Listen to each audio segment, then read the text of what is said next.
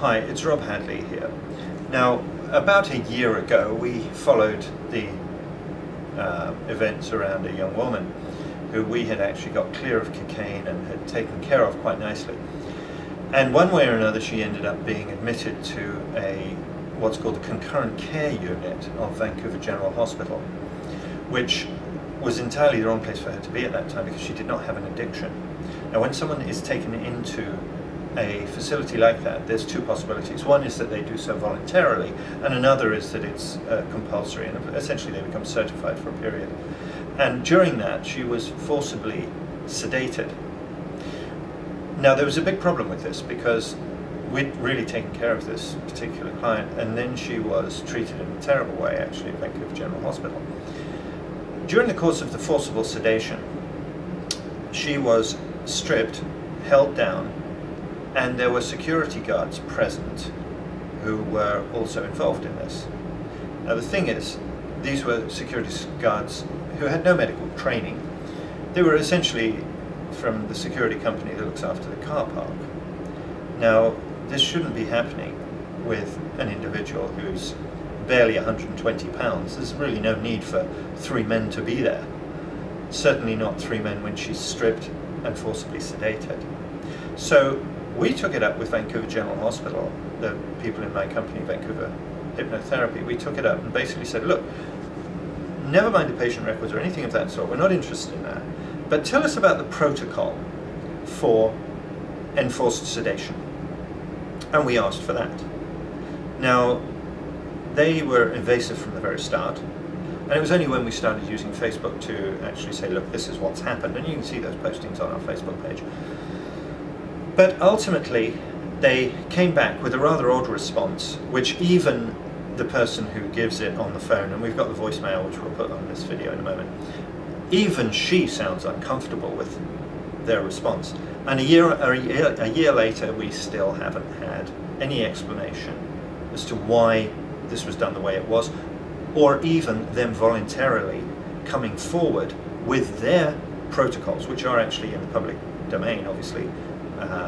Those protocols should be available to the public, but they've never voluntarily come forward with this. All we've ever had from the Patient Quality Control Office is avoidance and attempts to hide behind patient confidentiality, which this isn't. We're really just asking for the guidelines relating to their practice for sedating an individual against their will. Now, should male security guards with no medical training actually be present in such an incident? Of course they shouldn't, and even their protocols actually say they shouldn't. Now, we know that because it so happened that one of our former clients read about the incident online on our Facebook page, and she quickly just printed off a copy of all the protocols related to this and gave them to us. So the Quality Control Office, I'm not really sure what they do, but if it's to just dampen down the issue and make it go away, well, it hasn't gone away. And the reason it hasn't gone away is that the entire story is going to be available in the new book, which I've got coming out next year, called The Devils Hypnotist. And it will detail many of the situations that you see here on the Going Under channel, but also things which have come through the pipe in the daily course of the practice of Vancouver Hypnotherapy. Now, of course, in all of these things, confidentiality is very, very important, and we do make sure that that confidentiality is preserved. So if you're interested, the voicemail which we did get from Vancouver Hospital, and it's actually part of Coastal Health Authority, someone called Carson Coolidge gives us this. She's no longer employed there. Apparently, the Dr. Kopchaski is still at the Concurrent Care Unit. He has a very interesting reputation, though, if one examines it.